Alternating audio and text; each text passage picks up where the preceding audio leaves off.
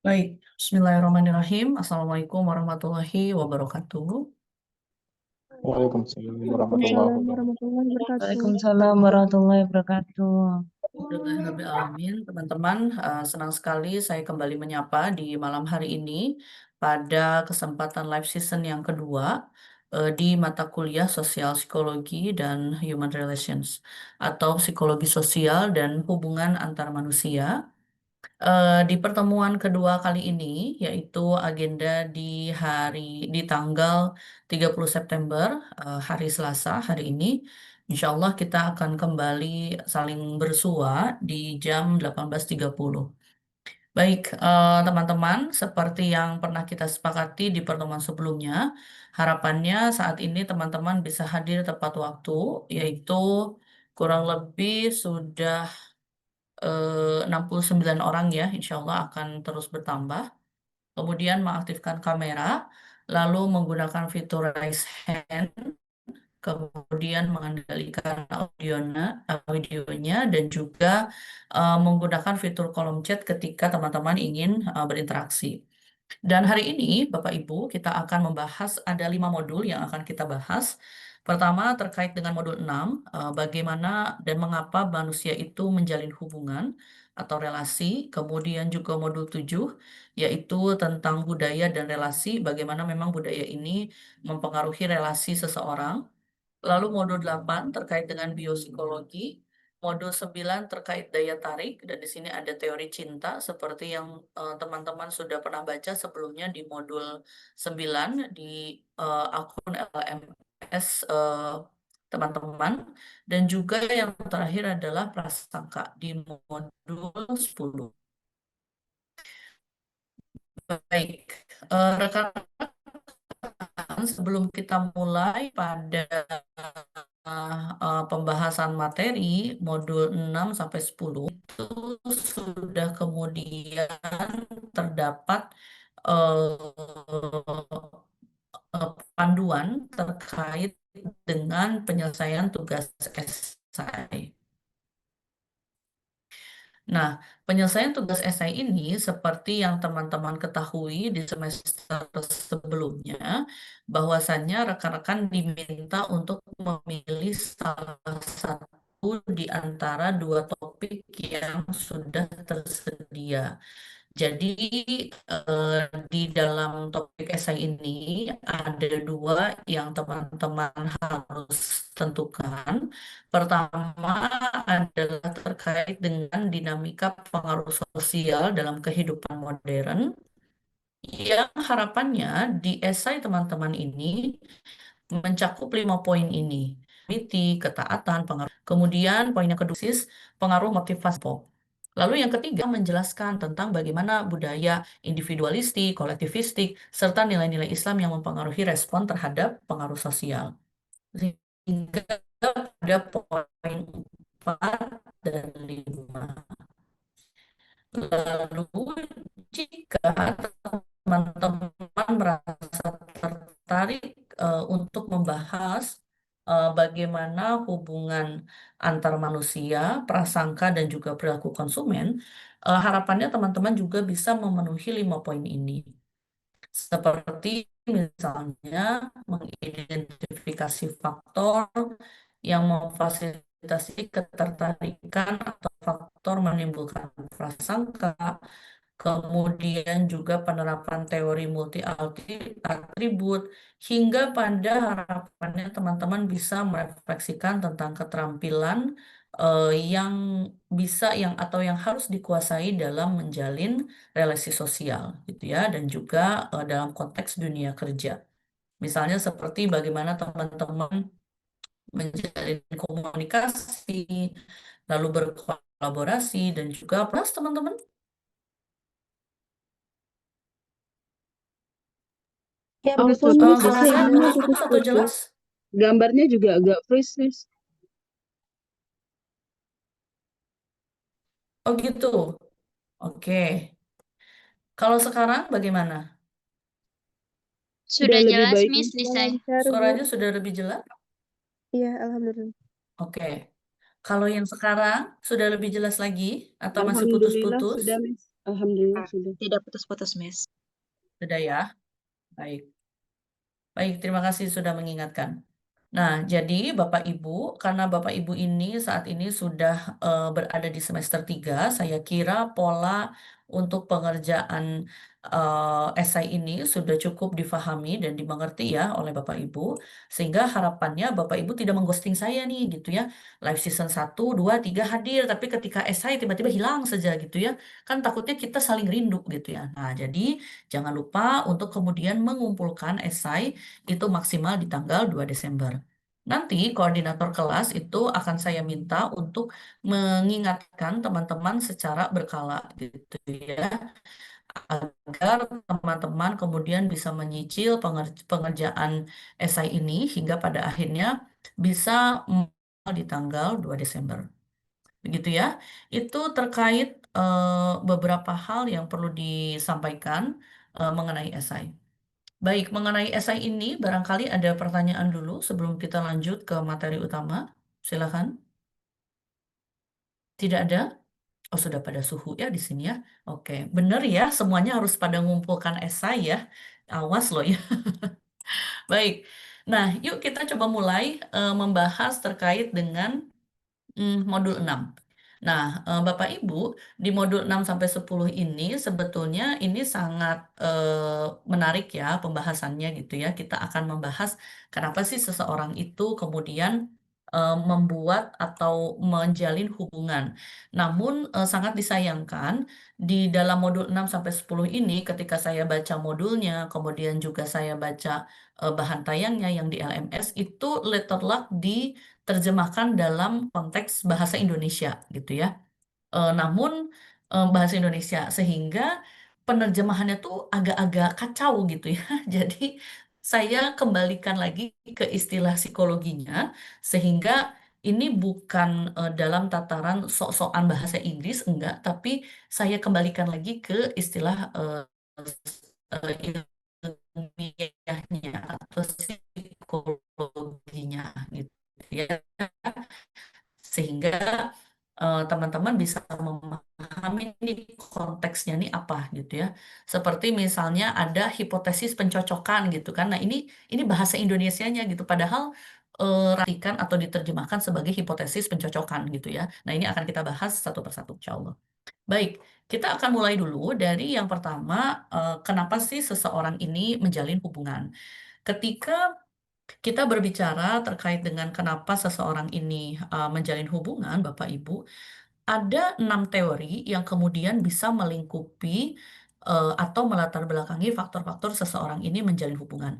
Seperti misalnya ketika kita melihat teorinya dari John Bowlby gitu ya, ini sangat teori yang sangat basic ketika Bapak Ibu sudah mempelajari psikologi anak, bahwasannya di dalam attachment ini harapannya gitu ya ketika seseorang menjalin hubungan dalam konteks ini anak-anak itu kemudian bisa memberikan dukungan emosional ya, memberikan social support, baik itu dukungan emosional, informasional yang terbukti memang dari keterjalinan kelekatan ini atau attachment atau bonding ini itu kemudian bisa menangani stres, membuat anak-anak ini merasa percaya diri, merasa secure, merasa aman dan nyaman untuk kemudian lahir dan hadir ke dunia, gitu ya. Jadi anak-anak ini kemudian dipandang dari sisi teori attachment, mereka menjalin hubungan ini untuk mendapatkan dukungan, baik itu secara emosional maupun sosial, sehingga mereka bisa bertahan hidup, gitu ya, merasa aman dan nyaman untuk lahir ke dunia.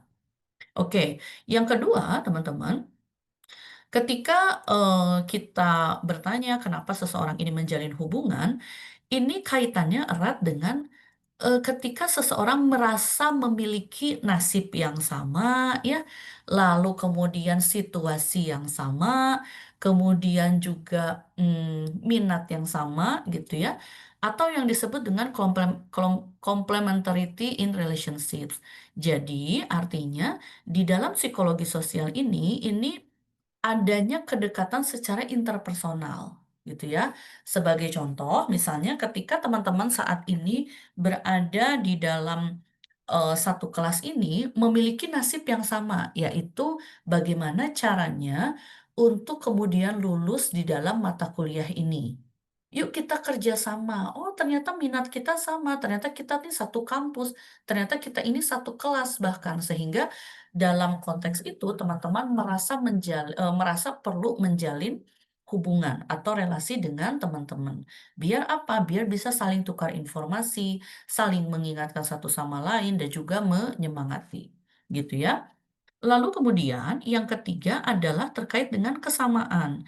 Jadi teman-teman, ketika berbicara tentang menjalin relasi, itu pasti ada hal yang sama yang akan kita tuju, gitu ya, yaitu misalnya meningkatkan pemahaman, kemudian juga ketika teman-teman tertarik pada nilai-nilai tertentu, pada komunitas tertentu, pada kebiasaan dari orang-orang tertentu.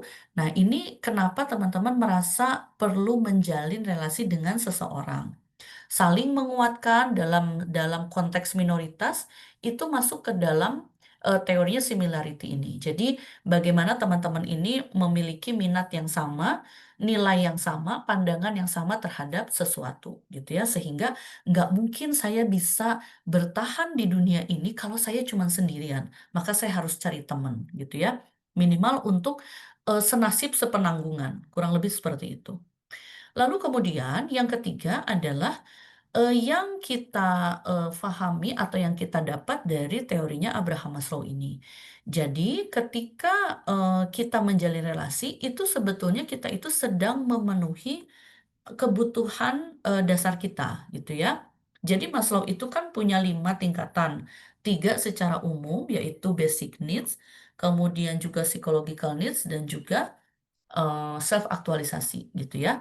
Nah, di dalam relasi ini itu masuknya itu kepada hal-hal yang sifatnya basic needs, yaitu bagaimana kita merasa memiliki gitu ya seseorang, bagaimana kita merasa memang punya teman untuk saling sekedar berbicara, sekedar saling tukar cerita, dan memang itu kebutuhan dasar dari manusia. Lalu yang ketiga adalah yang keempat, yang kelima itu adalah terkait dengan social exchange theory. Jadi di sini nih teman-teman,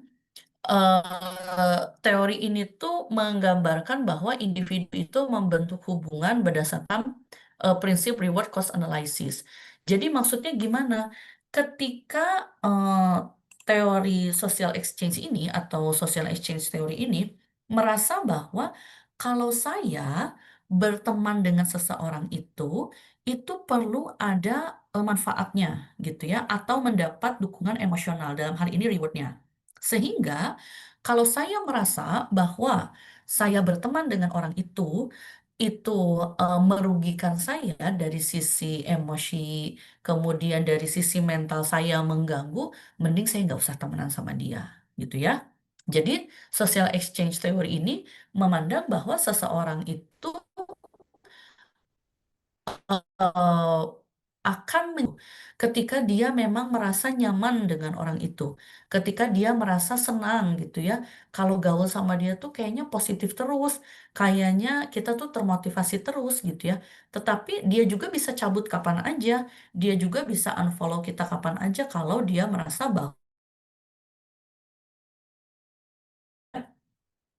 Baik, kemudian yang terakhir adalah terkait dengan bagaimana kita seringkali ketemu sama seseorang, gitu ya. Jadi, kalau berdasarkan teori proximity effect ini, ketika kita seringkali ketemu sama seseorang, gitu ya, maka akan otomatis membentuk atau kita bisa menjalin relasi. Misalnya di kantor seringkali kita ketemu dengan orang yang sama gitu ya, terlibat dengan orang yang sama.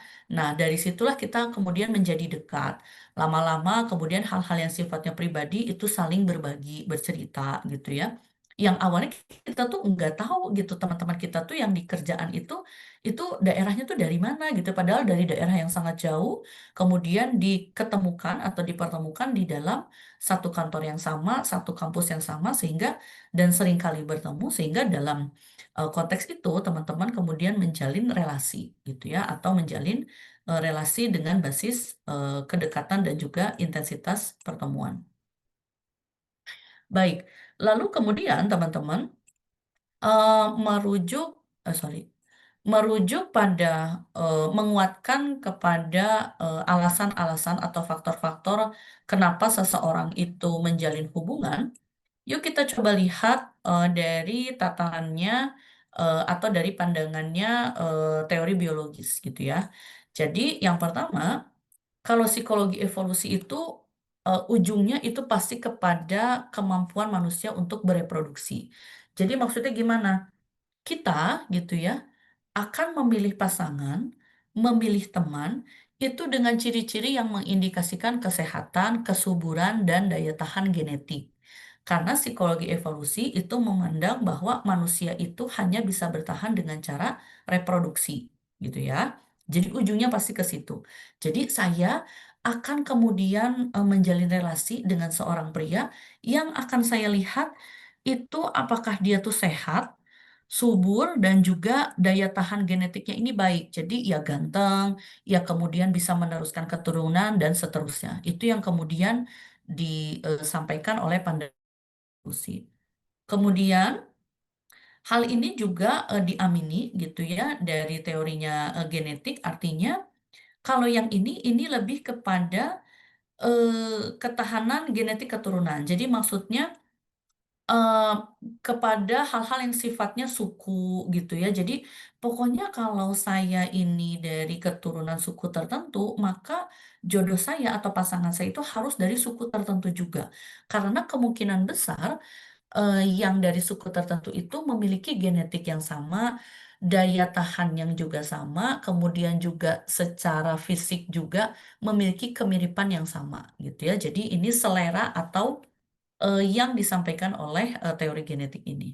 Sementara teman-teman yang disampaikan dari pandangan neurobiologi, kemudian juga yang sifatnya hormonal, lalu kemudian dinamika sosial, bahwasannya memang ketika kita menjalin relasi atau melihat mencari pasangan, itu menjelaskan bagaimana kombinasi faktor-faktor hormonal yang ada di kita gitu ya. Jadi ada yang hormon oksitosin, kemudian juga kita sebagai wanita itu juga memiliki ketertarikan kepada lawan jenis, pun sebaliknya gitu ya. Sehingga dalam konteks ini maka relasi sosial itu akan terjalin karena itu tadi, karena lawan jenis itu memiliki daya tarik yang berbeda dengan catatan bahwa daya tarik itu dipengaruhi oleh faktor hormonal.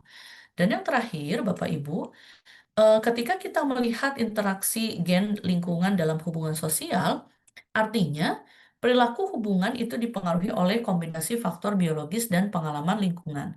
Nah, ini bisa kita balik lagi gitu ya ke dalam nature and nurture tadi.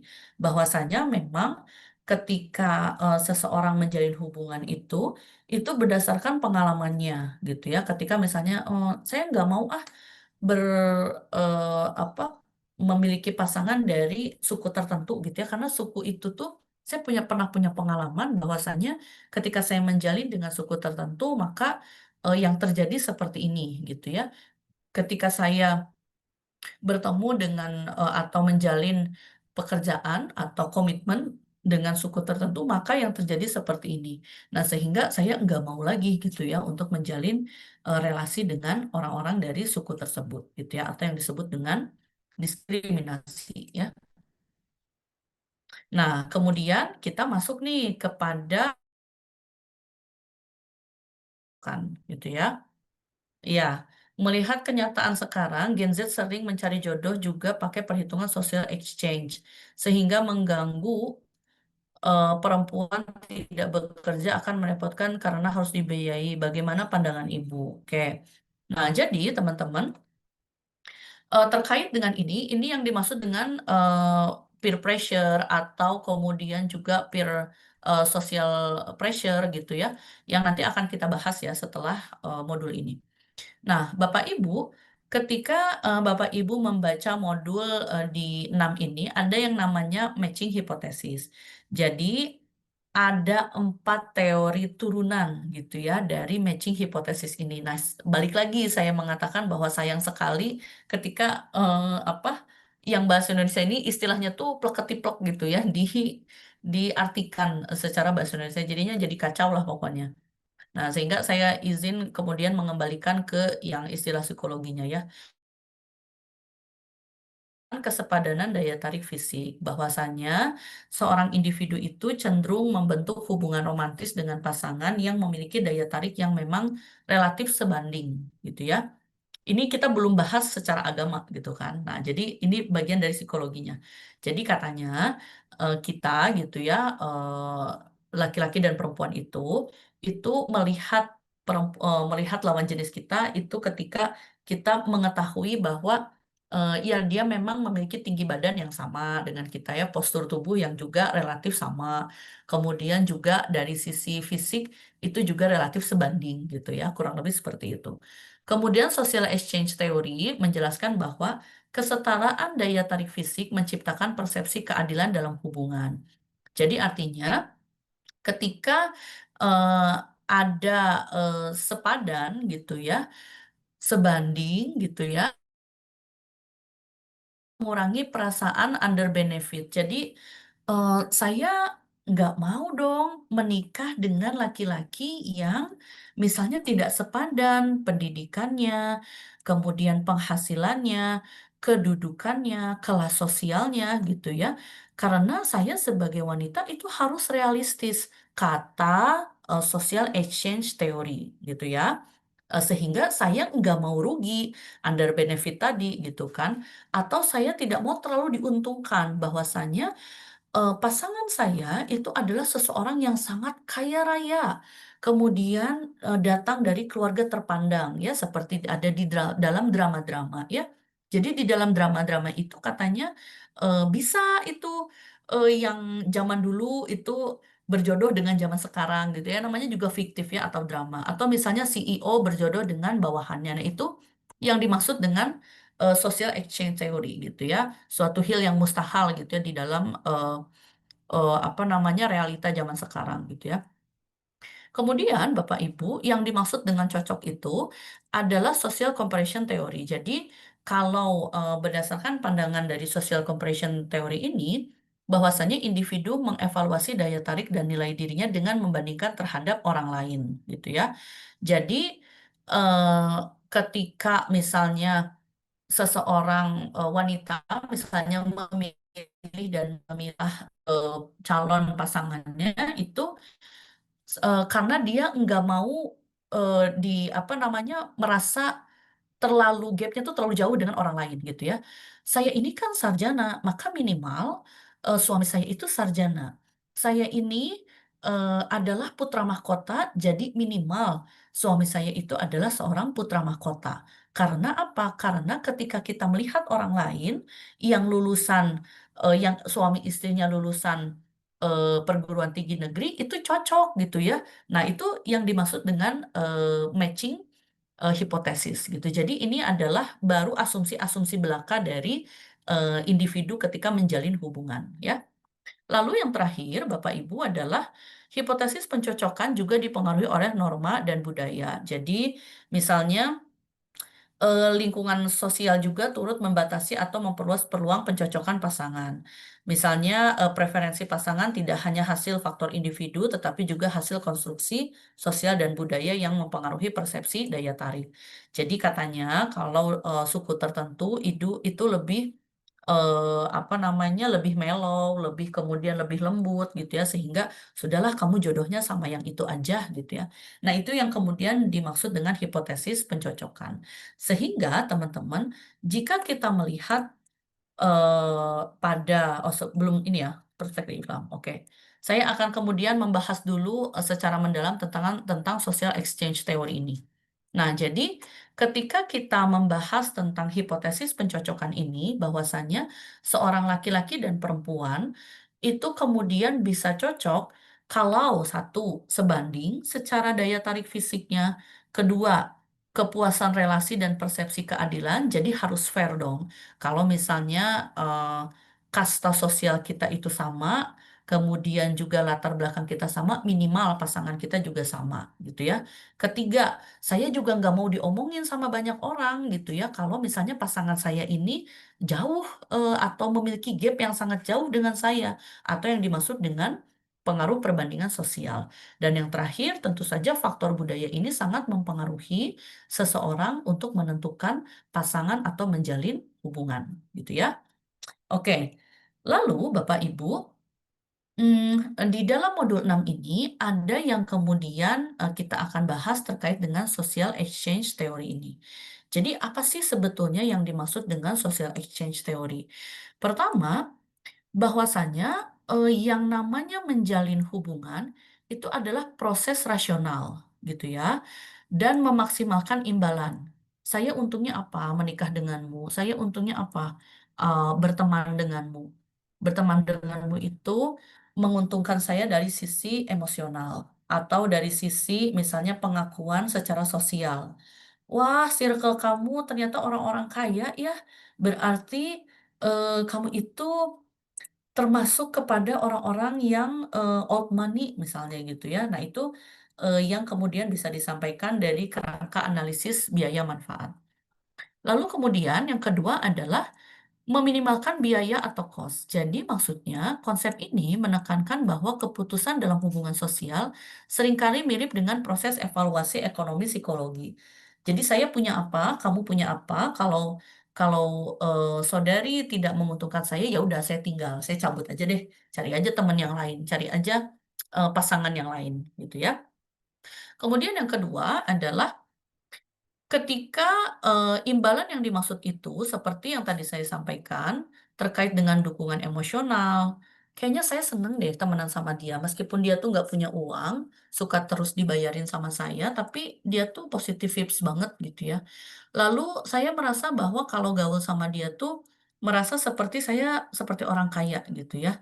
Nah, itu kemudian yang bisa disampaikan terkait dengan poin dua ini. Lalu yang ketiga adalah tingkat perbandingannya.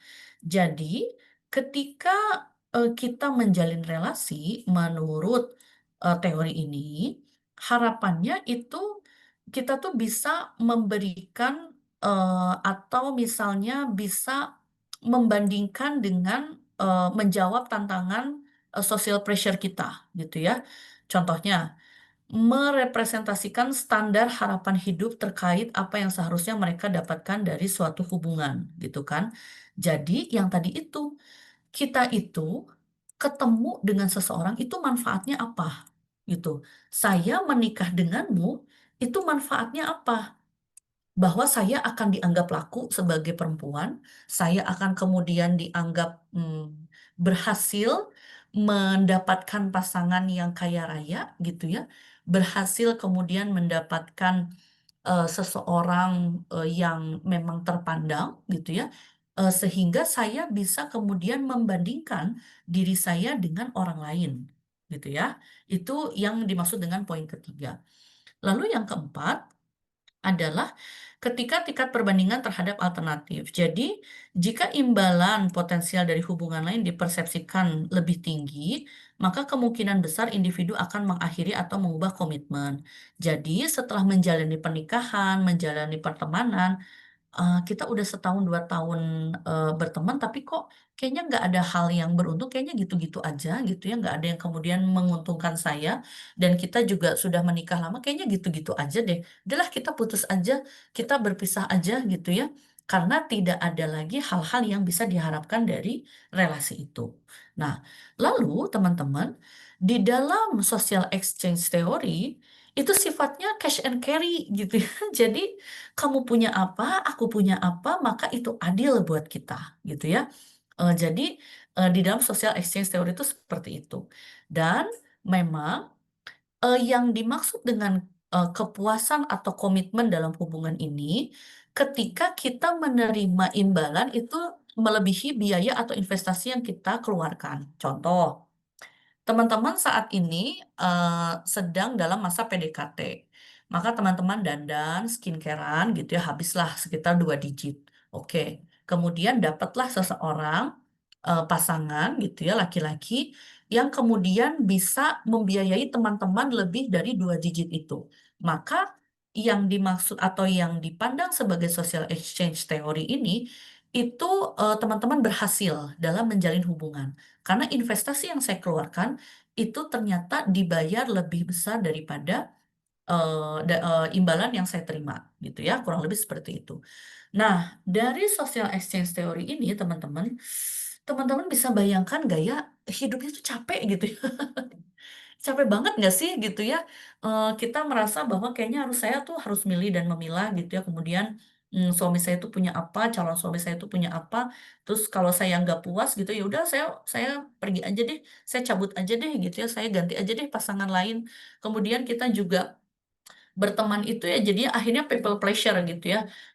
Pokoknya kalau yang kata orang bagus gitu ya, atau misalnya kita merasa bahwa ya udah kita ikutin aja semua maunya orang gitu kan, maunya orang tuh kita ikutin gitu sehingga sulit lagi gitu ya menemukan jati diri kita yang sebenarnya gitu ya.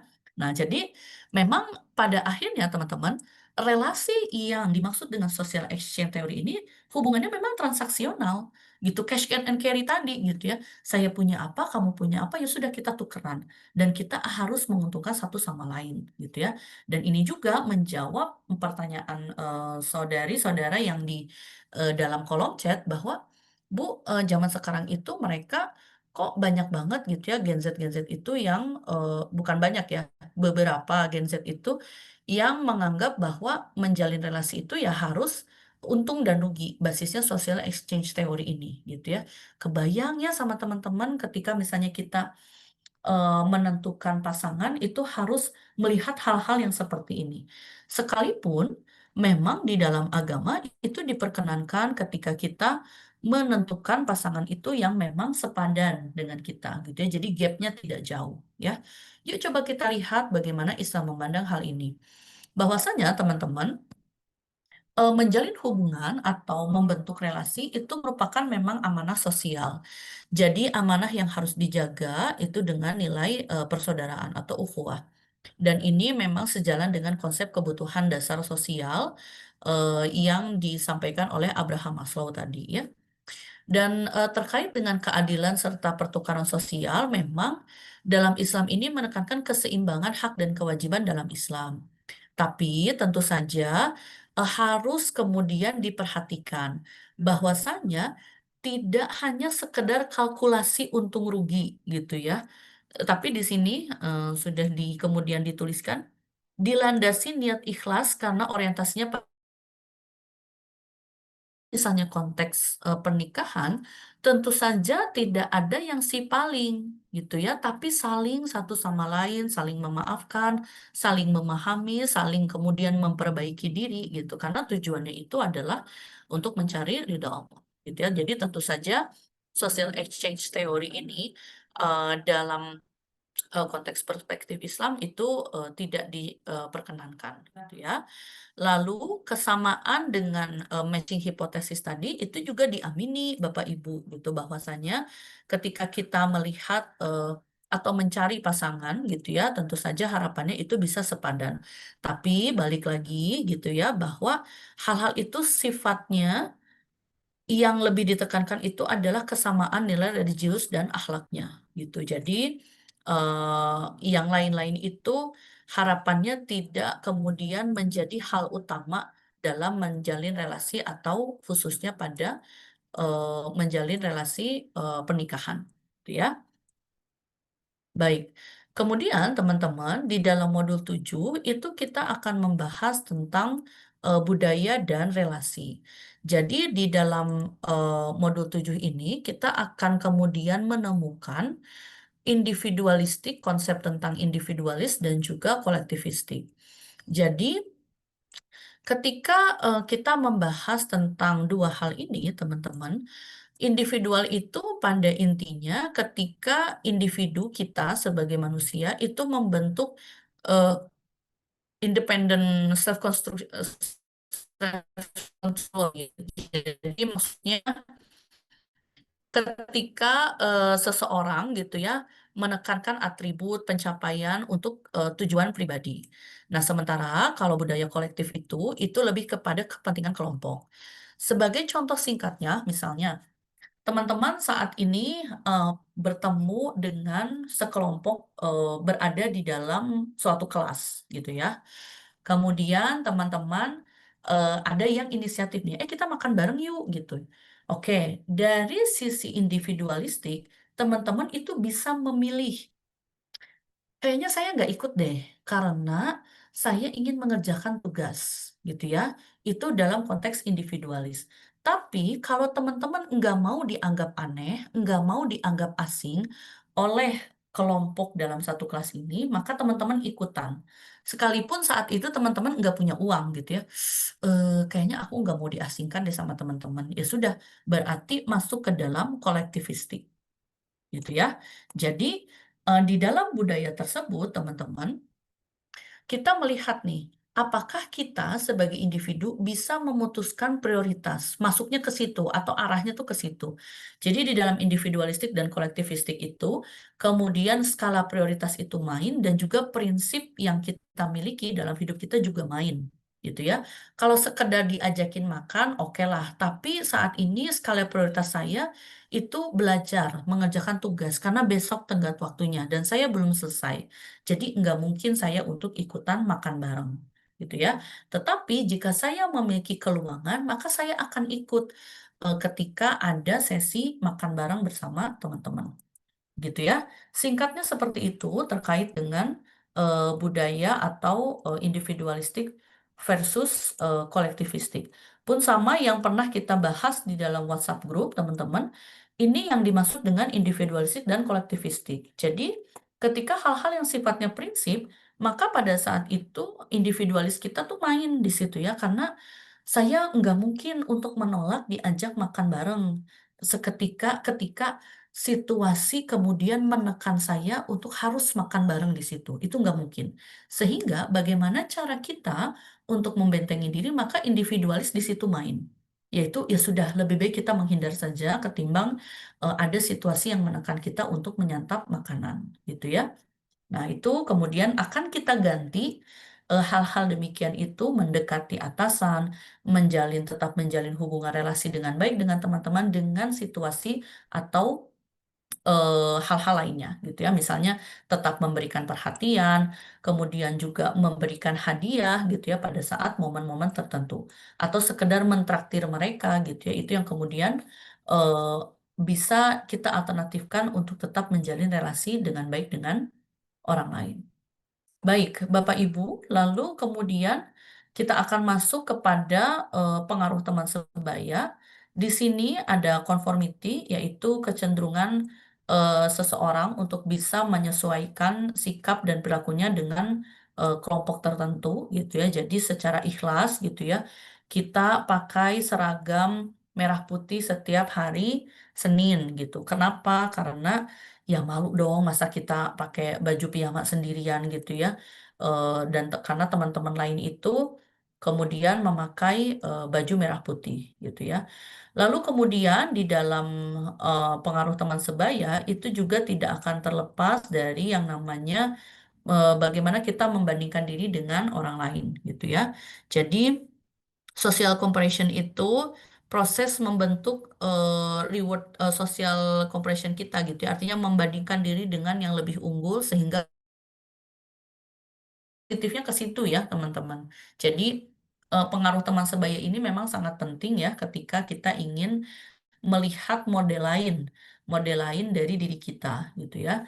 Kemudian juga ada peer pressure bahwasannya kalau kita sekarang saat ini terlibat di dalam pergaulan kelas sekolah gitu ya yang memang anak-anaknya ini ya sudah hedon-hedon semua gitu ya kaum jet set gitu ya sorry, bukan suatu yang mudah juga untuk kita memberikan pemahaman kepada anak-anak bahwa, nak, mamah dengan papa terbatas secara ekonomi gitu ya. Jadi nggak mungkin mamah dan papa kemudian membekali atau membelikan nak iPhone yang terbaru gitu ya. Ya tapi teman-temanku itu semua pada pakai handphone yang terbaru mah, yang nggak mungkin gitu. Nah sehingga dalam konteks itu peer pressure itu main gitu ya, bukan suatu yang eh, mudah juga untuk kemudian menghadapi tuntutan-tuntutan anak-anak kita gitu ya, seperti misalnya memberikan atau memenuhi kebutuhan kendaraannya, fashionnya gitu ya, sehingga agar dia bisa diterima di kelompoknya. Dan yang terakhir, tentu saja kita perlu memilih dan memilah teman sebaya anak-anak kita gitu ya, karena memang pengaruh teman sebaya itu sangat penting gitu. Ketika bisa jadi anak kita bisa lebih baik atau mungkin malah lebih buruk gitu ya perangainya ketika kita salah menentukan pergaulan. Lalu Bapak Ibu, pola asuh juga atau orang tua juga tentu saja mempengaruhi kemampuan kita dalam menjalin relasi.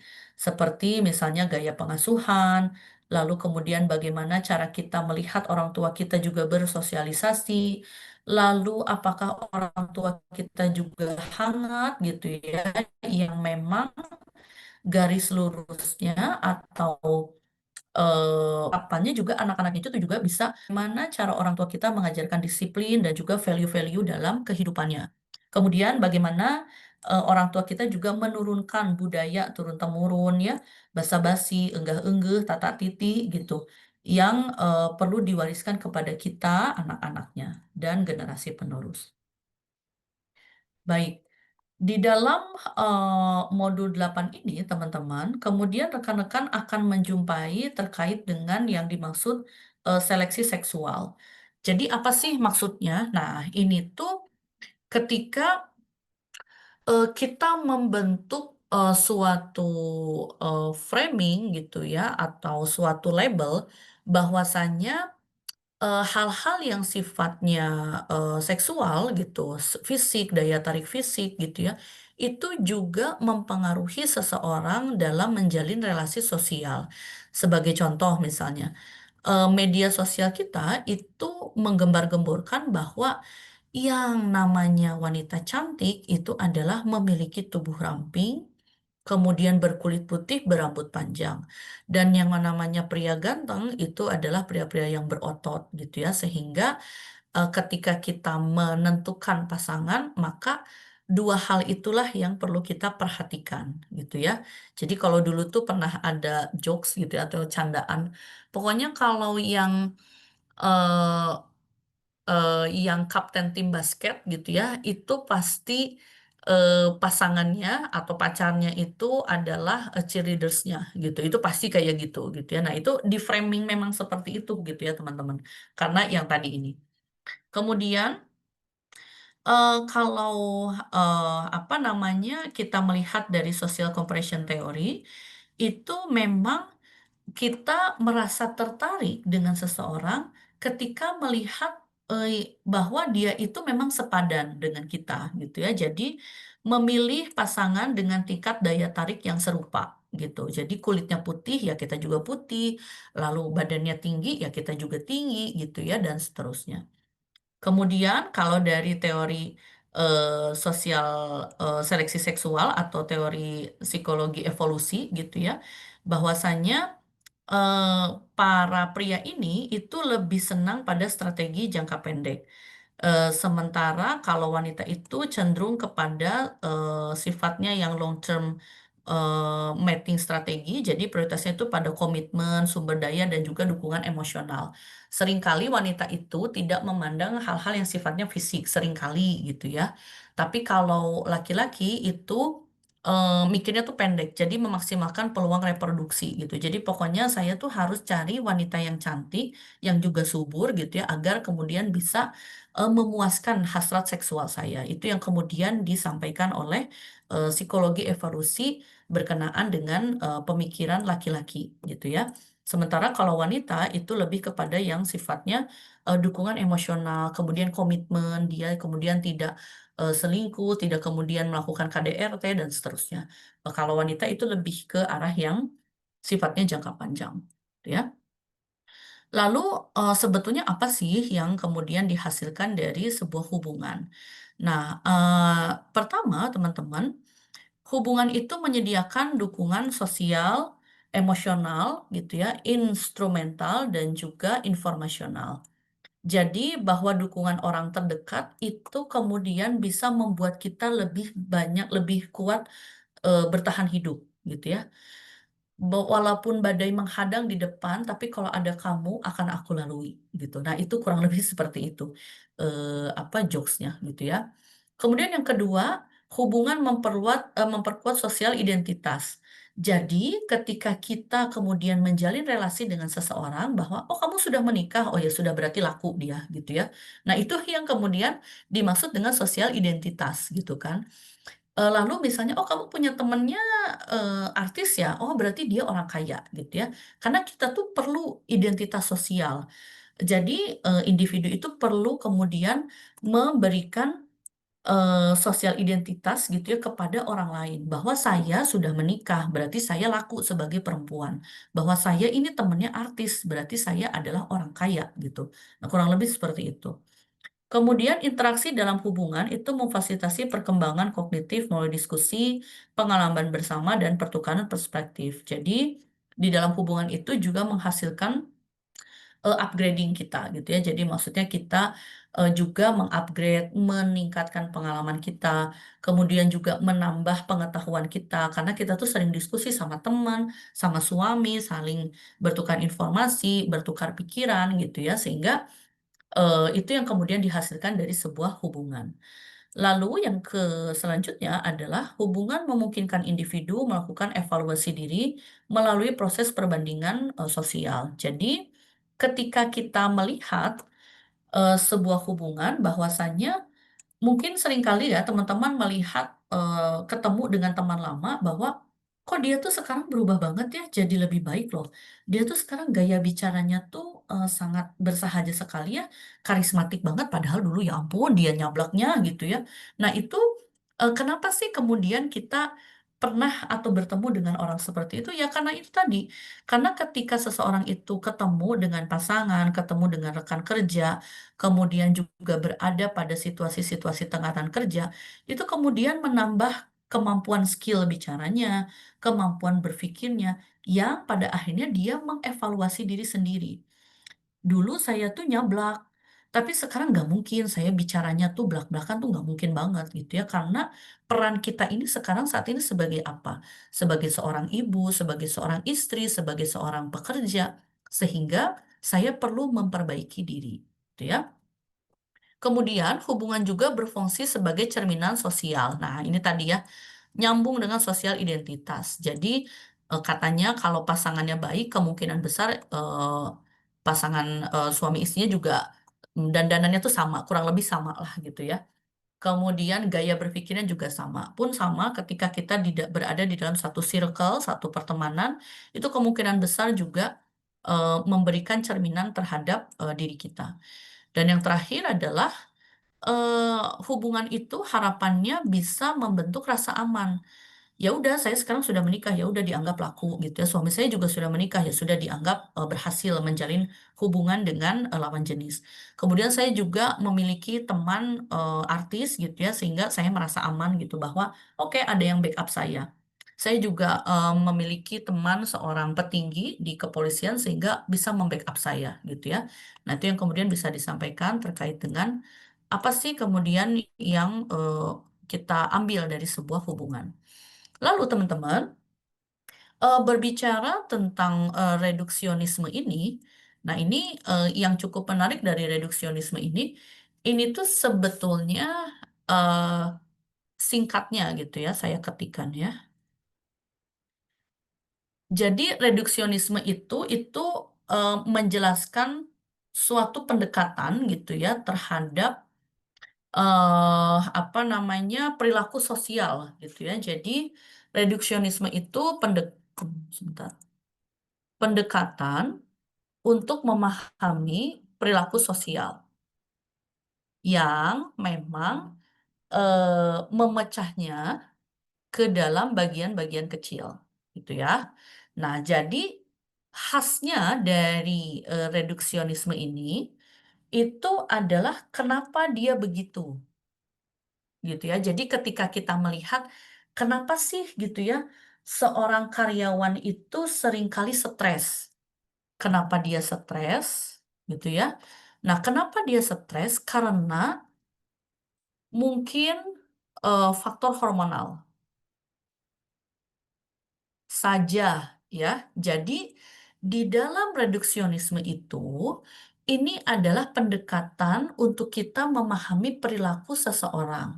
Ketika seseorang merasa stres di tempat kerja, itu kemudian bisa kita pecah gitu ya, kita cacah-cacah nih penyebabnya kemungkinan besar dia tuh sedang PMS, lagi period saat itu tanpa reduksionisme ini melihat konteksnya secara luas, gitu ya.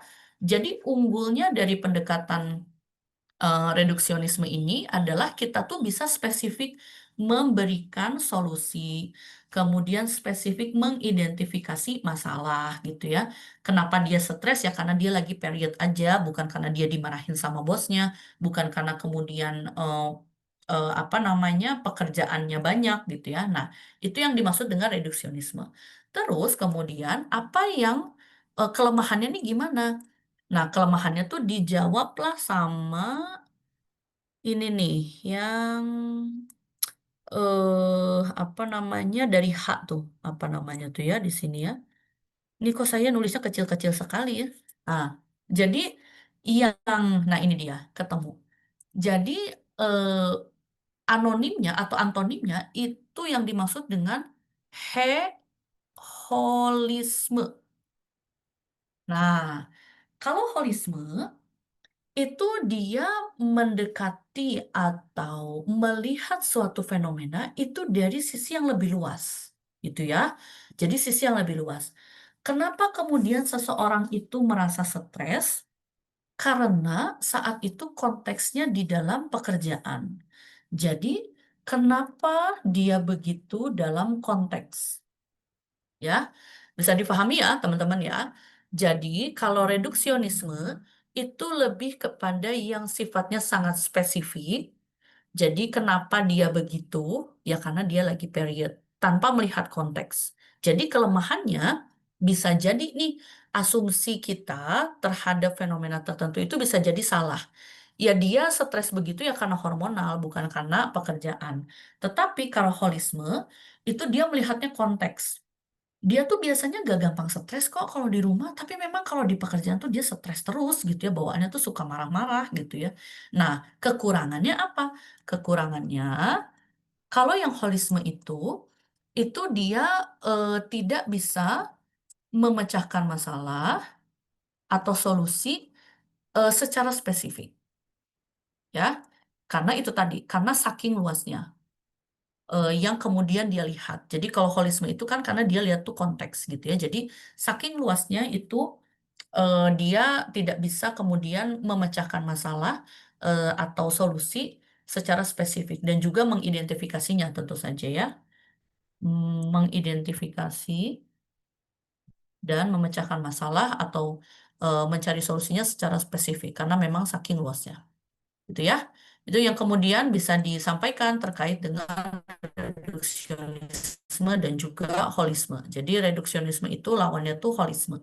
Kalau reduks itu berarti kita mencacah-cacah sesuatu ke dalam hal-hal yang lebih kecil dan juga spesifik. Kalau holisme itu berarti holistik. Kita melihat dari berbagai macam pandangan gitu ya. Sehingga seringkali nggak bisa fokus nih kita apa namanya memberikan solusinya. Gitu ya. Oke, bahan yang paling menarik. Sorry, ini dihapus dulu ya. Bahan yang paling menarik itu terkait dengan mengapa seseorang menjadi tertarik gitu ya. Aduh. Nah, mengapa seseorang tertarik itu? Pertama, tentu saja ada daya tarik fisik gitu ya. Jadi kita memang cinta pada pandangan pertama bahwasannya, wah dia ganteng, dia cantik gitu ya. Memang daya tarik fisiknya itu menarik hati kita gitu ya.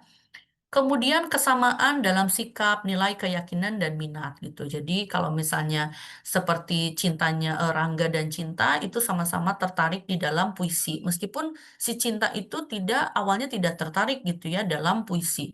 Tapi karena dia naksir duluan sama Rangga, jadi dia mencoba mendekati Rangga itu dengan puisi aku, ya. Udah terhitung ya kira-kira saya angkatan berapa ya tahu film Rangga dan Cinta gitu ya. Jadi ketahuan usia saya berapa ya. Baik, kemudian ya Allah kok sepi banget sih malam ini ya. Masa yang ketawa cuma kakak Anissa aja ya. Nggak sepi kok, Bu.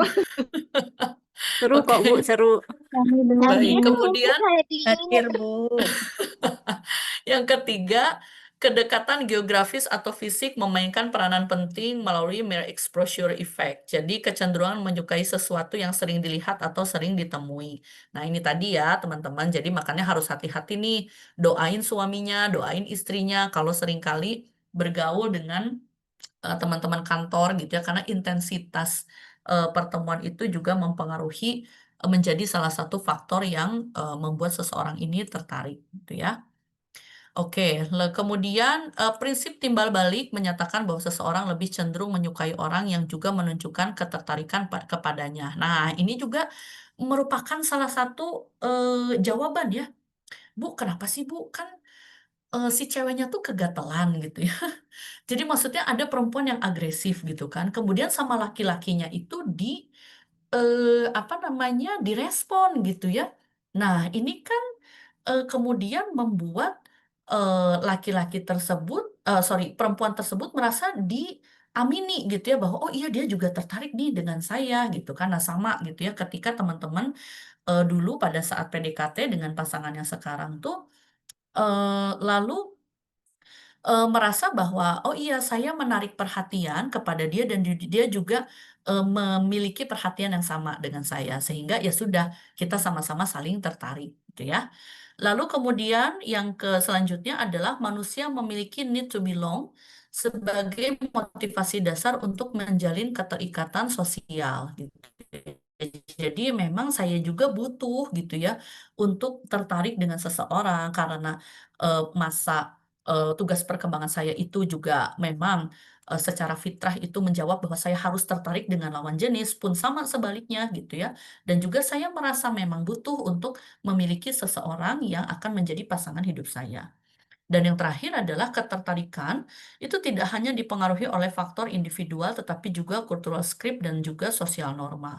Misalnya ketika budaya kita gitu ya memang mengharuskan bahwasannya kita memiliki pasangan dari yang sama-sama gitu.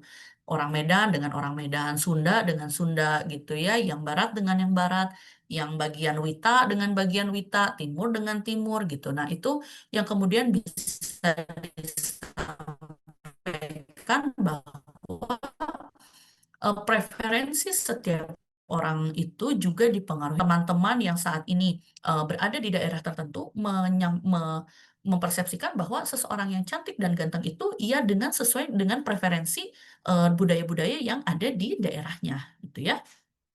Oke. Kemudian Bapak Ibu, yang dimaksud kita akan masuk kepada yang sifatnya afiliasi, yaitu bagaimana ketika kita berusaha untuk mempertahankan sebuah hubungan, gitu ya. Jadi kalau yang ini nih adalah kenapa kita kemudian merasa eh, tertarik, gitu ya, dan juga memiliki daya tarik. Nah, sudah masuk nih ke umpan kita, gitu ya. Bagaimana cara membuat kita kemudian bertahan atau mempertahankan hubungan? Jadi, ketika seseorang itu merasa diterima, dicintai, dan menjadi bagian dari kelompok sosial, itu harapannya bisa kemudian mempertahankan atau memperkuat hubungan mereka. Gitu ya. Baik, ini yang kemudian bisa disampaikan terkait 3 hal, Bapak Ibu. Pertama, mekanisme psikologis afiliasi, bahwasannya di dalam proses mempertahankan hubungan itu memang perlu adanya dukungan sosial, memberikan kenyamanan emosional dan juga instrumental yang menurunkan stres gitu. Jadi kita tuh menjalin hubungan itu ya bukan bukan untuk stres gitu ya, tapi juga untuk merasa dicintai, dimiliki gitu ya, dan diinginkan gitu ya sepenuhnya oleh pasangan kita gitu ya. Oke. Lalu kita akan bahas yang terkait dengan apa namanya teori cinta gitu ya. Nah, teori cinta ini Bapak Ibu, jadi di dalam teori cinta ini ada ada tiga fondasi gitu ya yang membuat cinta itu bisa bertahan. Pertama, kenapa sih seseorang tuh bisa saling cinta gitu? Terkait dengan menjalin keintiman, bahwasanya saya senang berbagi hal-hal yang sangat personal denganmu, gitu ya. Kemudian yang kedua tentu saja memiliki gairah atau passion, dan juga saya berkomitmen untuk kemudian bisa menjalin hubungan denganmu, gitu ya.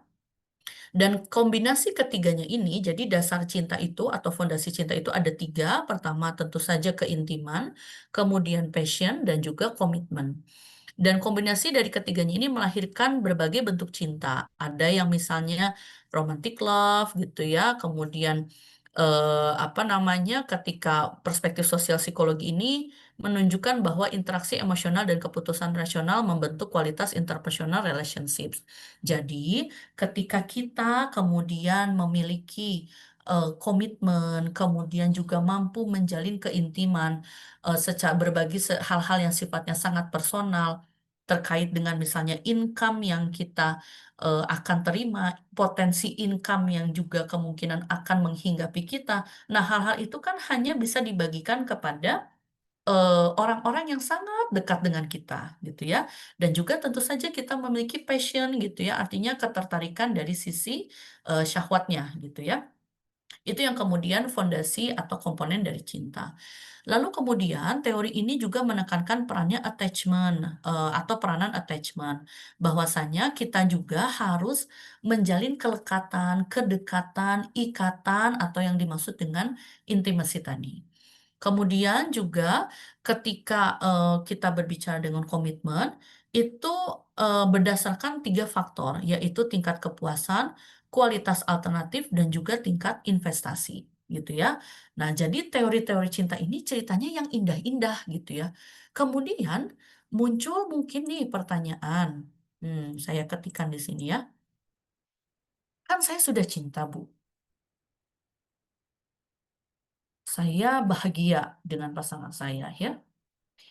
Kemudian tapi kenapa kok ada fenomena KDRT dan juga selingkuh? Kira-kira kenapa? Ada yang ingin menjawabnya? Silakan, teman-teman. Boleh Saya apakah Miss, Ibu Zamzana, silakan. ya, Afan Miss mencoba menanggapi apa yang disampaikan tadi ya. Itu mereka benar-benar jadi Oke, silakan Uhti, lanjut. Ya, mungkin dari ketiga yang disebutkan tadi itu mungkin ada yang tidak tersampaikan mungkin itu Miss. Mungkin dari segi, mungkin dari segi komitmen yang tadinya berusaha ketika awal-awal hubungan itu dipertahankan, seiring berjalannya waktu komitmen itu sudah tidak berlaku lagi mungkin Miss. Oke. Ya, mungkin seperti itu Miss. Terima kasih Miss. Oke, baik, terima kasih. Sebentar, saya konfirmasi dulu. Teman-teman yang di layar saya ini terlihat tidak ya kalau saya sedang mengetikkan teks? Terlihat, Bu. Terlihat ya? Bu, Oke. Baik, terlihat terima Bu, kasih ada teman-teman. Bu. Jadi ini catatan-catatan yang harapannya bisa kemudian memberikan penguatan pemahaman untuk teman-teman ya. Oke, jadi kan tadi kita sudah bicara nih yang indah-indah gitu ya. Wah, cinta itu ternyata terdiri dari tiga komponen utama ya. Bagaimana kita menjalin kedekatan dengan pasangan kita gitu ya. Kemudian juga kita bergairah gitu ya. Dan juga kita juga berkomitmen.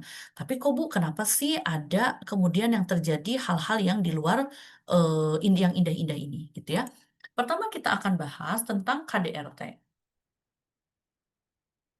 Nah, KDRT ini teman-teman ada beberapa teori yang kemudian saya coba breakdown yang pertama terkait dengan kita sudah bahas social exchange theory tadi.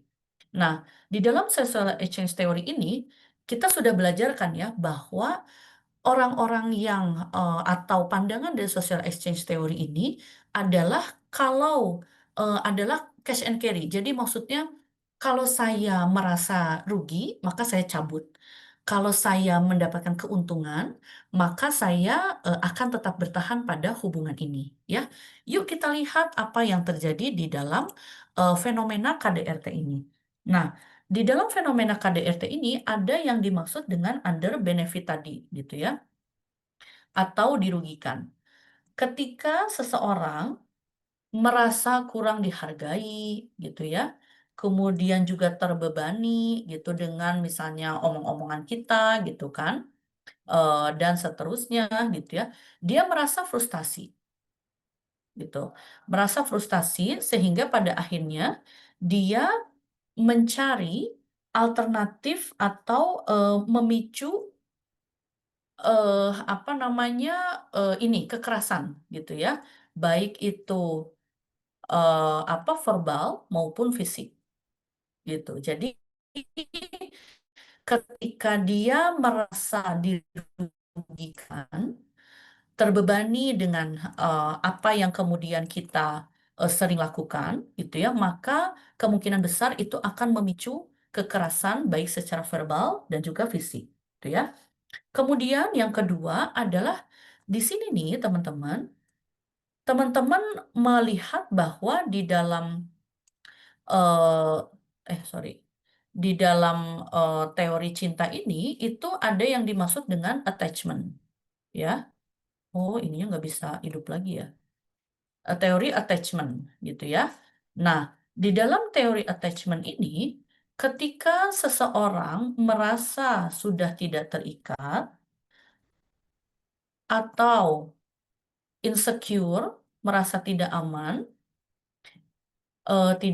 dan nyaman, maka seringkali itu tidak bisa mengontrol perilakunya, ya. Sehingga teman-teman melihat atau merujuk kepada dua teori ini, kita lihat nih, kenapa seseorang kemudian merasa atau melakukan agresi, baik agresi itu berarti perilakunya gitu ya, mukul-mukul gitu kan, kalau verbal berarti kata-kata gitu. Nah, karena dua hal tadi, karena dia merasa pasangan ini merasa dirugikan, baik dari saya sebagai laki-laki nggak dihargai Bu gitu ya, saya sebagai perempuan juga tidak dihargai, maka saya melakukan KDRT kepada suami saya gitu, misalnya begitu. Nah, sehingga hal itu memicu kekerasan gitu ya, dan juga mereka ini pelaku KDRT dan korban ini juga merasa tidak saling terikat satu sama lain. Ya sudahlah, kita sudah menikah lama gitu, sudah punya anak juga, ya sudahlah kita merasa juga tidak aman dan nyaman sehingga pada akhirnya mereka melakukan kekerasan itu, gitu ya. Oke, itu yang kemudian bisa disampaikan terkait dengan KDRT. Saya izin hapus ya. Lalu teman-teman, terkait dengan perselingkuhan. Nah, kan katanya cinta gitu ya, kenapa kok bisa selingkuh? Yuk kita coba lihat lagi nih, di dalam teori social exchange lagi gitu ya, bahwa teman-teman lihat nih ada yang namanya comparison, apa tuh namanya tuh, CLALT kalau tidak salah ya.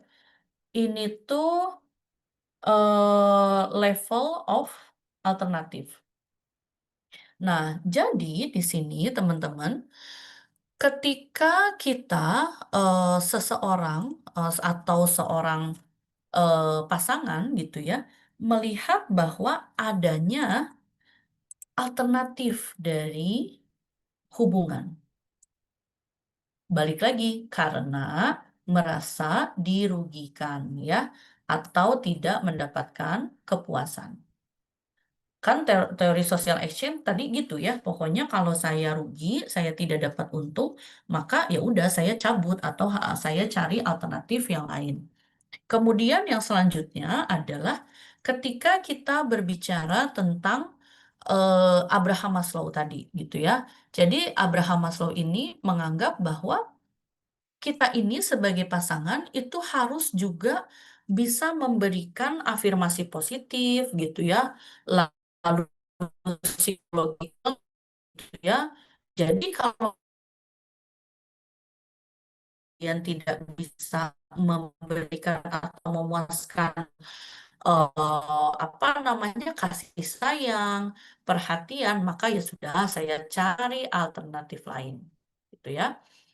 Kemudian yang selanjutnya itu adalah teori yang kemudian bisa kita ambil dari yang tadi itu, sementara kita similar dan juga matching nih sama seseorang gitu ya. Di awal pertemuan kita tadi kita sudah bahas bahwa kenapa sih seseorang itu bisa saling tertarik, kemudian juga bisa menjalin hubungan ya karena adanya kesamaan. Sama minat kita tentang buku aku gitu ya.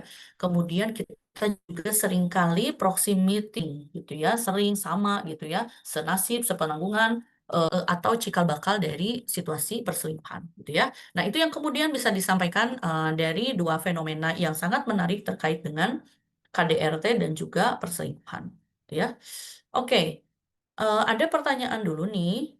Bagaimana tekanan social time mempengaruhi persepsi cost benefit dalam pemilihan pasangan menurut social exchange theory?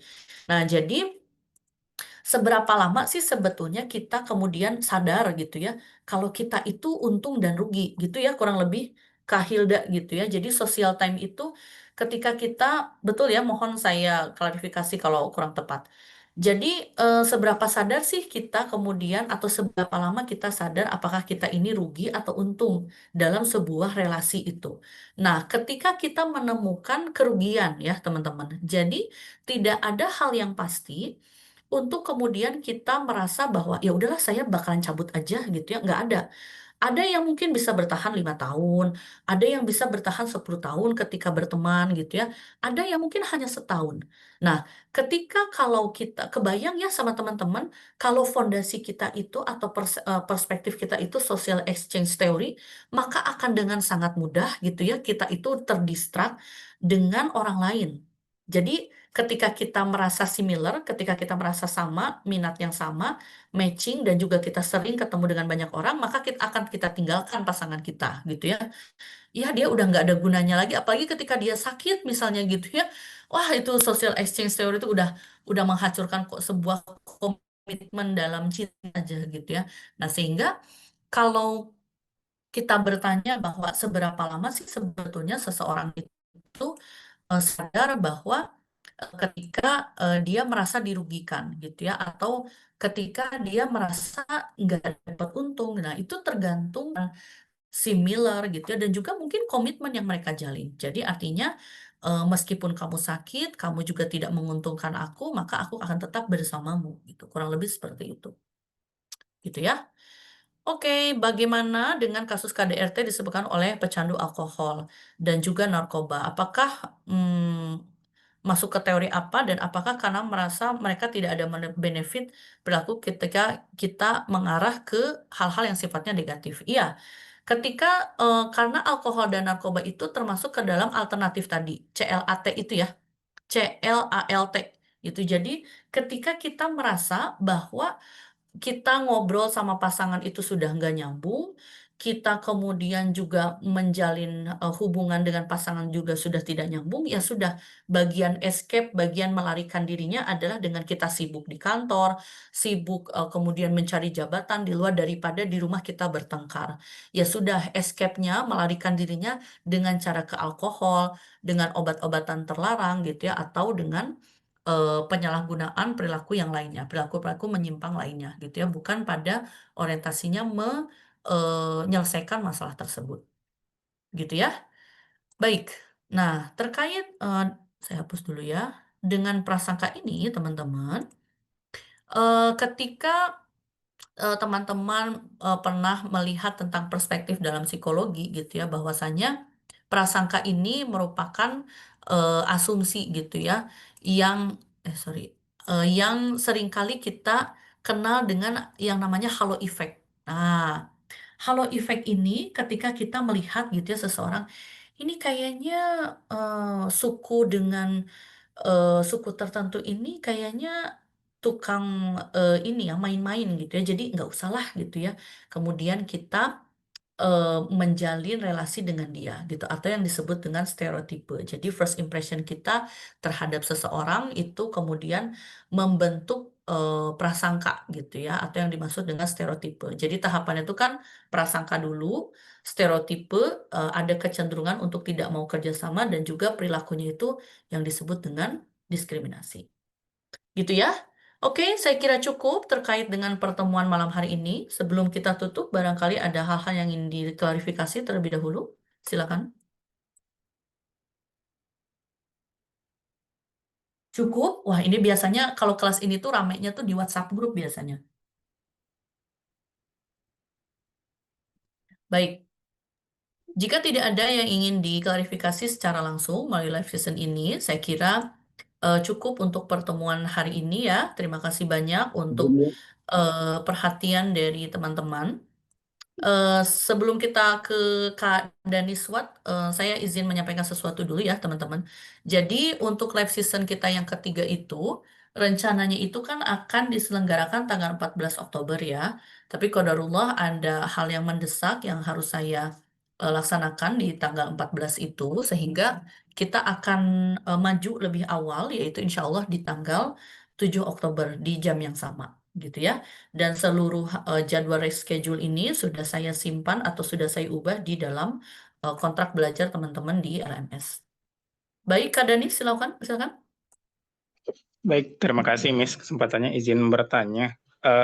Ini fenomena yang saya lihat juga dari orang terdekat. Nah, jadi dia pasangan suami istri Miss. Nah, jadi yang saya lihat juga istrinya ini mendapatkan perlakuan yang kurang baik juga sebagaimana seorang istri. Jadi suami ini juga kurang memperhatikan, pulang ke rumah juga itu jarang, kadang sebulan sekali, nelpon WhatsApp juga kadang nggak yang terlalu aktif sebagaimana suami istri gitu, Miss. Kemudian ketika pulang itu pun juga nggak interaksi ke istri juga nggak yang gimana gitu. Dan apakah ini kalau dilihat sih keduanya ini kayak pasif gitu, Miss, kayak nggak ada usaha untuk ya gimana nih mempertahankan hubungan sementara keduanya juga udah yang kayak pasif. Yang penting kayak si istri juga memandang yang penting dikasih uang bulanan, suami juga yang kadang mohon maaf, yang penting pulang dapat mohon maaf tanda kutip jatah biologi segala macam. Nah, kayak gitu, Miss. Jadi ini apakah dari segi istri juga ada tidak memberikan kepuasan, apa memang ada masalah di suaminya gitu, Miss? Ini bagaimana memandang seperti ini, Miss? Terima kasih. Baik, terima kasih Saudara Danis. Jadi teman-teman, ketika kita lihat dulu ya motivasi yang kemudian dimiliki oleh kedua pasangan ini gitu ya, suami dan istri ini. Jadi kalau kita lihat di awal penjelasan saya bahwasannya kenapa sih seseorang kemudian menjalin hubungan. Nah, dalam konteks ini seseorang menjalin hubungan itu hanya sekedar untuk identitas sosial saja, bahwa yang penting dia bukan janda, dia bukan duda, tunjangan istri, anak aman gitu ya. Tunjangan bulanan aman, kemudian istri juga tidak selingkuh dengan orang lain dan juga laki-laki atau suami ini juga tidak main dengan orang lain dan secara biologis mereka terpenuhi gitu ya. Tetapi artinya hak lahirnya ini terpenuhi, tapi hak batinnya itu juga tidak kemudian ditunaikan. Nah, kalau kita melihat dalam perspektif Islam tentu saja ini tidak dibenarkan ya Bapak Ibu, ini tidak dibenarkan bahwasanya masing-masing dari pasangan ini tentu harus mendapatkan hak lahir dan batin gitu ya. Sehingga kita bisa simpulkan nih ini yang namanya tinggal bareng, bukan hidup bareng gitu ya. Jadi kalau tinggal bareng tuh ya udah suami istri itu dalam ikatan pernikahan yang sah mereka tinggal bareng, tapi tidak hidup bareng. Secara emosional mereka tidak terikat satu sama lain, gitu ya. Jadi dalam hubungan atau dalam konteks yang Antum sampaikan tadi, itu merujuk pada mereka ini fokusnya menjalin hubungan karena masalah sosial identitas aja atau identiti sosial saja, gitu ya. Karena tekanan dari orang tua, peer pressure berarti tekanan dari teman sebayanya, malu dong kalau kita harus berpisah, malu dong kata tetangga, sehingga ya sudahlah kita sekedar jadi suami istri sah aja gitu ya, tapi nafkah batin tidak terpenuhi. Nah, kemudian mungkin akan muncul gitu ya, Bu, apakah bagaimana perspektif psikologi memandang yang tadi itu gitu ya, dan apakah kemudian ini bisa diperbaiki? Tentu saja iya gitu ya, dengan melakukan konseling pernikahan gitu ya, dan memang kesadarannya itu muncul dari kedua pasangan ini. Jadi nggak bisa salah satu. Yang Antum sampaikan tadi itu mereka tuh sudah ya udahlah gitu ya, sekedar identitas sosial aja udah cukup sampai di situ. Sehingga ya pernikahan ini hanya bertahan ketika suami itu masih bekerja dan istri ini masih bisa melayani dia secara biologis gitu ya. Nah, jika salah satunya kemudian tidak bisa memenuhi ini, maka kemungkinan besar hubungan ini akan berakhir gitu ya, karena udah masuk nih ke under benefit yang tadi gitu ya, karena saya bertahan dengan kamu ya karena uang bulanan, dan saya juga bertahan dengan istri itu karena kebutuhan biologis saja. Demikian ya Pak Danis ya, semoga membantu. Terima Pak kasih, Rian Miss. silakan dengan senang hati. Pak Rian, halo, boleh open mic? Baik, Bu. Terima kasih atas kesempatan. Ada 2 pertanyaan, boleh ya, Bu? Ya. Yang pertama, ini tentang fenomena yang saya alami di dunia kerja. Jadi kita itu kan kerjanya shift ya, Bu, ya. Ada dalam sebuah tim, di mana satu tim itu terdiri dari 10. Kita tuh ada 4 grup A, B, C, D. Saya salah satu grup di sana. Di mana di dalam tim saya itu, saya ngerasa bahwasanya kami itu memiliki kayak idealis atau ideologis masing-masing yang cukup kuat masing-masing. Di mana kan kita dituntut bahwasanya di dalam satu tim itu untuk teamwork gitu. Nah, balik ke bahasan yang tadi, Bu, tentang individualistik versus kolektivistik gitu. Jadi saya ngerasa itu bahwasanya saya itu berada di lingkungan kolektivistik, tetapi kami itu masing-masing itu individualis. Yang sangat uniknya itu adalah atasan kami, bos kami itu menganggap grup kami itu adalah grup yang paling teamwork gitu, yang paling memiliki kekuatan kerjasama yang baik gitu. Padahal masing-masing dari kami khususnya itu merasa bahwasanya kami ini tidak menjalin teamwork itu seperti itu. Nah, fenomena seperti ini sebenarnya apa sih yang mendasari? Apakah adanya pengaruh sosial bahwasanya ketika ada satu keadaan tertentu kita itu menyesuaikan gitu, tapi di keadaan tertentu kita itu menyesuaikan sendiri masing-masing seperti itu. Karena sangat unik bagi kami, di mana kami itu tidak merasakan dalam suatu tim itu tidak ada rasa kekeluargaan yang cukup, persaudaraan yang cukup, tetapi kenapa orang lain atau bahkan atas itu menganggap kami itu berada di dalam suatu tim yang cukup solid seperti itu, Bu. Itu yang pertama. Yang kedua, tadi tentang pasangan hubungan seperti itu.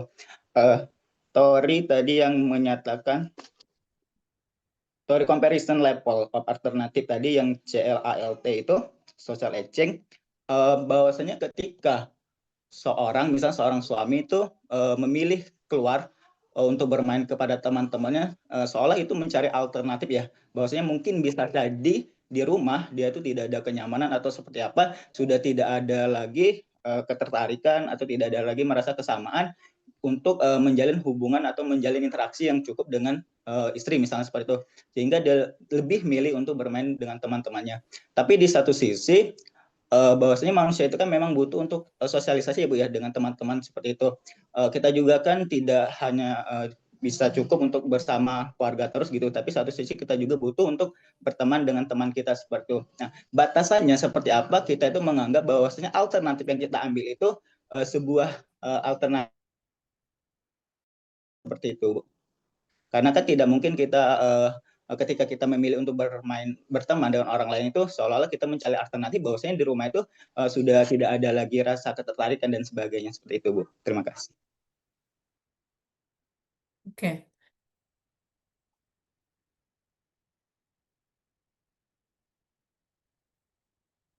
Baik, terima kasih Saudara Rian. Jadi yang pertama, ketika pertanyaannya terkait dengan kenapa orang melihat itu kita tuh solid gitu ya, padahal saya merasa di tim itu kita tuh individualis banget gitu ya. Yaitu ketika eh, orientasi kita adalah prioritasnya pekerjaan.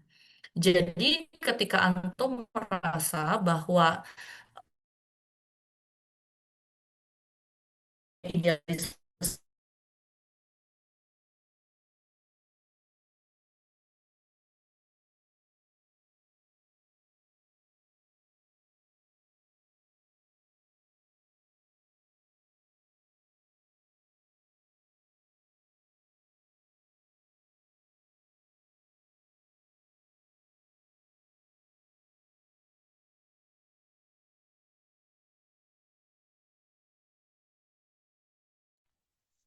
Miss-nya kepental apa gimana ya?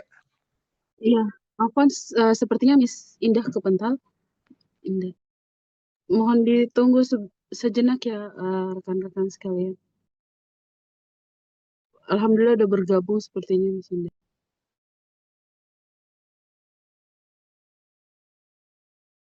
menjawab pertanyaan antum tadi ya. Pertama terkait dengan suara saya sudah masuk lagi ya, teman-teman. Sudah, Oke. Miss. Masuk. Sudah, Miss. Sudah, Miss. Oke. Ini sudah terekam ya. Ya, baik. Jadi menjawab pertanyaan antum tadi, pertama kenapa sih orang melihat saya itu solid dan tim gitu ya? Tetapi saya merasa sebagai tim ini merasa memiliki idealisme atau individualis gitu ya, individualistik. Nah, ketika orientasinya pekerjaan, teman-teman, antum ini merasa bahwa ya sudah kita masing-masing punya pandangan, punya prinsip, tetapi orientasi kita saat ini karena kita ini teamwork, maka kita ini harus solid dan orientasi kita itu adalah kepada target pekerjaan gitu ya. Sehingga individualistik itu kemudian menjadi samar atau menjadi teredam karena antum lebih memilih kepada orientasinya yang sifatnya pekerjaan gitu. Jadi target-target pekerjaan itu yang penting tercapai bagaimanapun caranya mau antum misalnya bertengkar dengan rekan kerja gitu ya, yang penting target kerja itu tercapai gitu ya, sehingga orang melihat atau orang memandang antum itu sangat solid begitu ya. Kemudian yang kedua, ketika seseorang ingin memenuhi kebutuhan hiburannya gitu. Batasannya itu sampai mana sih? Batasannya yang pertama, tentu saja skala prioritas. Dalam kondisi yang antum sampaikan itu, jika seluruh nafkah lahir dan batin pasangannya itu memang sudah terpenuhi, maka dia boleh berhak main. Sekedar main game sendiri di rumah, sekedar pergi ke rumah temen gitu ya, itu boleh. Dia kemudian apa namanya masih kepada batasan yang sifatnya wajar.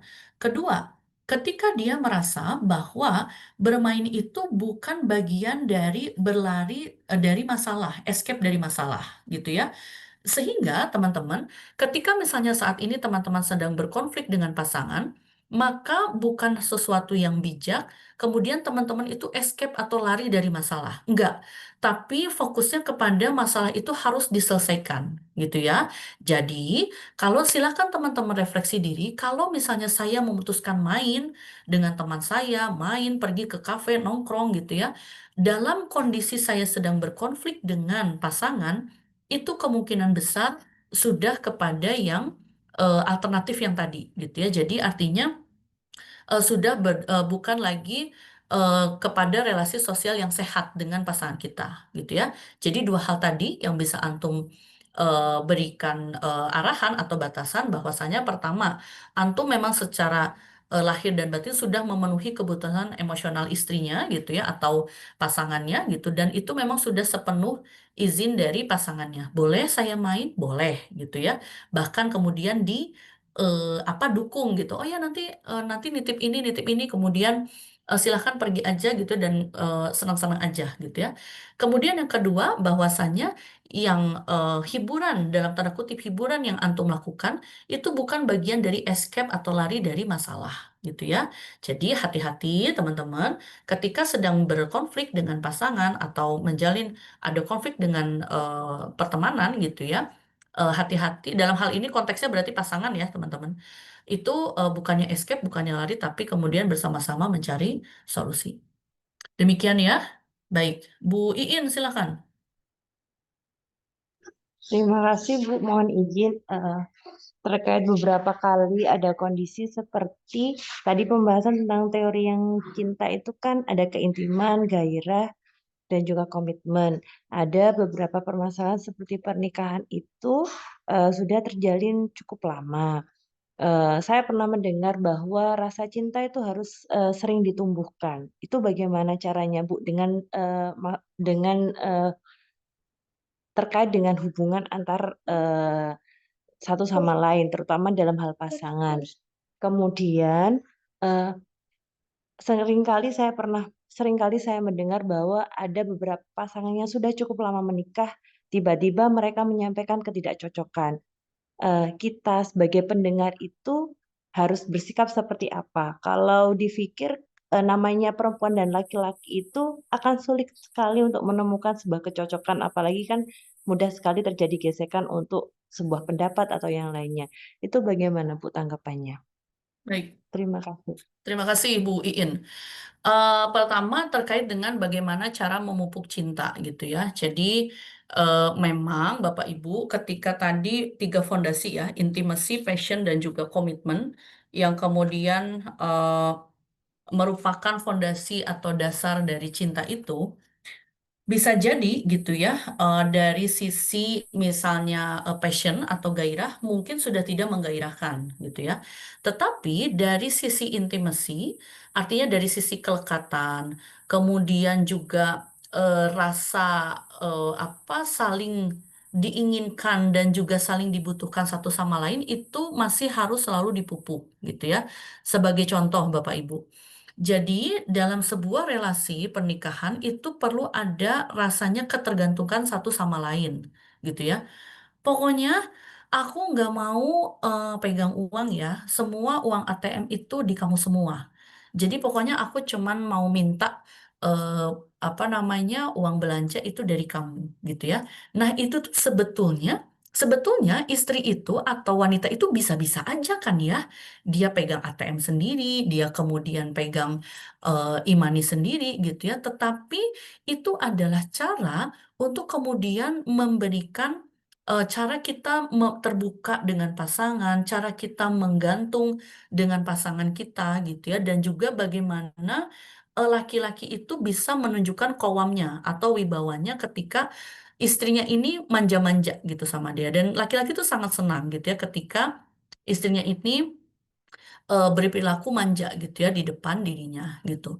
Kemudian bagaimana cara memupuk cinta ya tentu saja beda-beda gitu ya. Misalnya dari cara berkomunikasi, ketika misalnya chat dalam kalau sekarang tuh kan ada WhatsApp ya. Kalau WhatsApp itu misalnya ketika sedang bekerja itu ya jangan los gitu ya dari pagi sampai sore nggak nanya kabar, nggak nanya apa, minimal ditanya.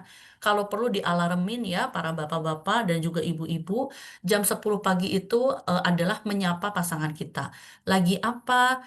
Sudah 2 jam nih kok nggak chat aku rindu loh. Lama-lama kamu udah nggak kangen aku lagi ya gitu ya. Nah itu kan hal-hal yang seperti itu tuh kan sangat intim ya teman-teman, dan tidak mungkin dilakukan dengan orang lain gitu ya, karena geli gitu ya, saya aja menyampaikannya geli gitu di depan forum banyak ini gitu ya. Tetapi itu adalah salah satu cara yang kemudian bisa kita lakukan gitu ya untuk kemudian menjalin kedekatan dengan atau keintiman dengan pasangan kita gitu ya, sehingga pasangan kita itu meskipun dalam tanda kutip gitu ya, kita tuh gombal banget gitu ya, ya kan itu kan pahala ya teman-teman ya, saling adu rayu dengan pasangan yang sudah halal itu kan itu pahala gitu ya insya Allah. Jadi cara memupuk cintanya ya macam-macam, dengan cara mengatakan bahwa aku tuh kayaknya hari ini lagi pengen bete deh sama kamu gitu, tapi aku tuh nggak mau marahan. Bisa coba nggak kirimin aku makanan kayak atau apa gitu ya. Padahal aku tuh lagi pengen bete sama kamu, tapi aku nggak lagi marahan gitu ya. Jadi nggak tiba-tiba kita tuh marah gitu. Kita kasih warning dulu sama dia.